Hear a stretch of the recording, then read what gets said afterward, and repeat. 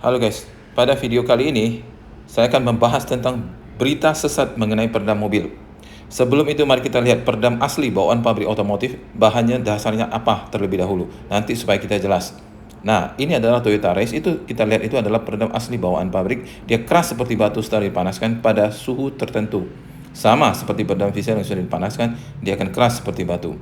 Nah, ini adalah part original expander, yaitu tipenya ada 4L45W. Kemudian ini adalah Innova Zenith dengan kode project 560B. Nah, kemudian ini adalah peredam Vissel yang sebelum dipanaskan itu hanya solid.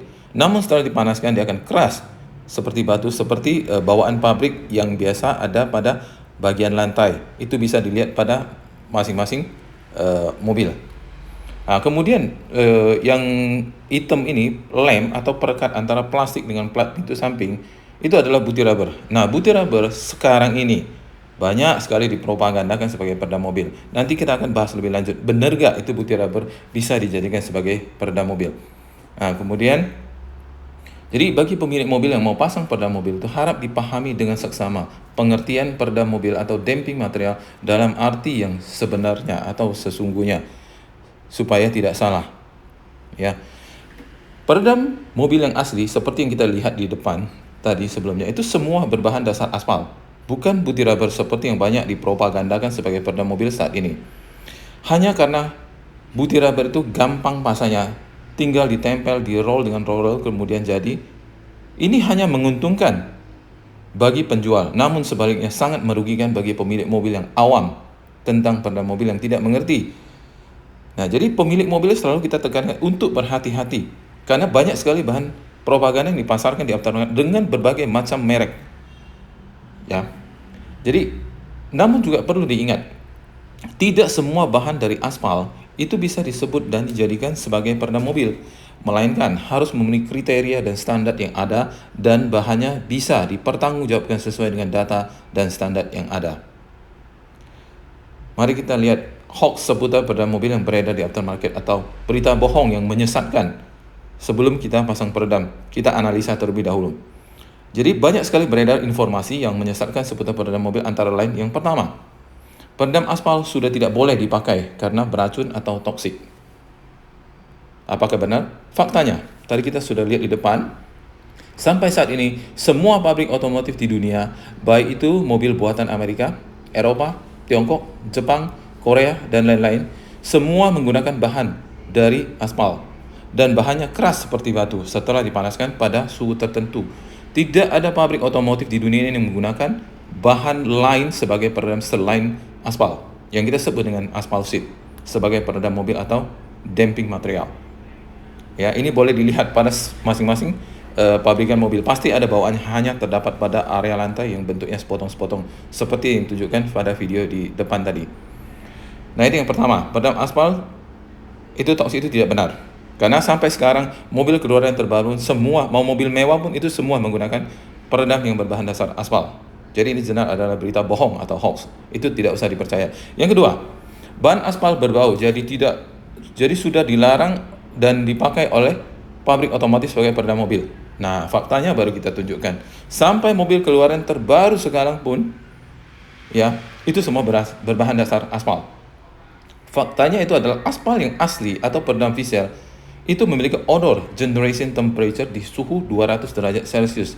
Jadi artinya di atas suhu 200 derajat Celcius peredam Vissel baru mengeluarkan bau. Padahal kalau suhu kabin mobil sepanas-panasnya terjemur panas matahari tidak akan lebih dari 60 derajat Celcius. Kalau suhu kabin sudah mencapai 100 derajat Celcius, 100 derajat Celcius saja, maka orang yang duduk di dalam kabin pasti sudah matang terpanggang. Nah, sementara odor generation temperature Vissel itu adalah 200 derajat Celcius. Jadi dapat dipastikan peredam Vissel tidak mungkin berbau kecuali bahan aspal yang tidak berstandar dan asal disebut dan dijadikan sebagai peredam mobil. Ya. Nah, sebagai catatan tambahan, kenapa peredam Vissel disebut sebagai peredam mobil yang asli? Karena peredam Vissel merupakan satu-satunya peredam yang sudah memenuhi standar yang ada dan bahannya dapat dipertanggungjawabkan sesuai dengan standar yang ada. Di mana peredam Vissel sudah memenuhi standar JASO M32983 atau reference standarnya adalah ISO 3795. Telah lulus tes Sukovindo dan SGS serta merupakan peredam mobil yang digunakan oleh pabrik otomotif dunia. Yang kedua, Atau yang B, kalau memang peredam aspal berbau, maka sebenarnya tidak usah pasang peredam pun, mobil yang kita tumpangi pasti sudah berbau. Karena hampir semua model mobil yang kita tumpangi ada peredam aspal bawaan pabrik yang biasa terdapat pada lantai yang sepotong-sepotong dan keras seperti batu, seperti yang sudah ditunjukkan di video depan. Ya, ini dapat dilihat pada masing-masing mobil. Kalau tidak percaya silakan dibongkar. Dan kalau memang peredam aspal itu berbau, maka sudah pasti pabrik otomotif tidak diperbolehkan menggunakan peredam aspal. Dan pabrik otomotif semua sudah pasti kena tuntut. Jadi itu juga berita hoax atau berita bohong. Yang ketiga, peredam aspal berat dibandingkan dengan putih rubber. Jadi putih rubber ini sekali lagi hanya merupakan bahan propaganda ya. Yang karena ini hanya sejenis lem atau perekat seperti itu sudah ditunjukkan di video depan, yang diberi aluminium foil sebagai tulang punggung agar bisa dibuat dalam bentuk lembaran dan ditumpuk.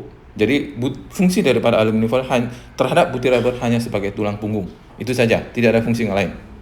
Nah, faktanya katanya peredam aspal itu berat. Faktanya, dengan luas permukaan yang sama dan tebal yang sama, peredam Vissel itu jauh lebih ringan dibanding dengan bahan propaganda berupa putih rubber.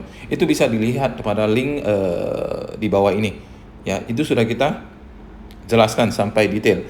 Jadi tidak benar kalau bahan aspal itu lebih berat daripada putih rubber, itu tidak benar. Dengan catatan, untuk membandingkan atau untuk mengcompare dua objek yang berbeda, tentu harus memenuhi dua kriteria terlebih dahulu. Yang pertama adalah luas permukaan yang diukur harus sama. Yang kedua adalah ketebalan yang bahan ataupun objek yang digunakan juga harus sama. Itu baru bisa di-compare secara apple to apple. Oke? Nah, kita lihat berita hoax selanjutnya. Ya, pasang full body peredam nanti mobil jadi berat. Faktanya, pasang peredam mobil full body standar itu beratnya hanya bertambah sekitar 40-an kilo saja. Dan perlu dicatat adalah pemasangan peredam mobil itu bukan ditumpu pada satu titik, melainkan menyebar ke semua plat secara merata. Ya, jadi ini tidak berpengaruh kepada tarikan mobil.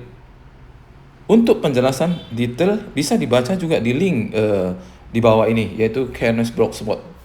Ini sudah kita jelaskan sebenarnya. Nah, jadi bagi pemilik mobil yang mau pasang peredam, harus dipahami terlebih dahulu. Jangan hanya mendengar berita-berita hoax atau berita menyesatkan yang beredar di aftermarket. Jadi, peredam Vissel ini adalah merupakan satu-satunya peredam asli yang dijual di aftermarket.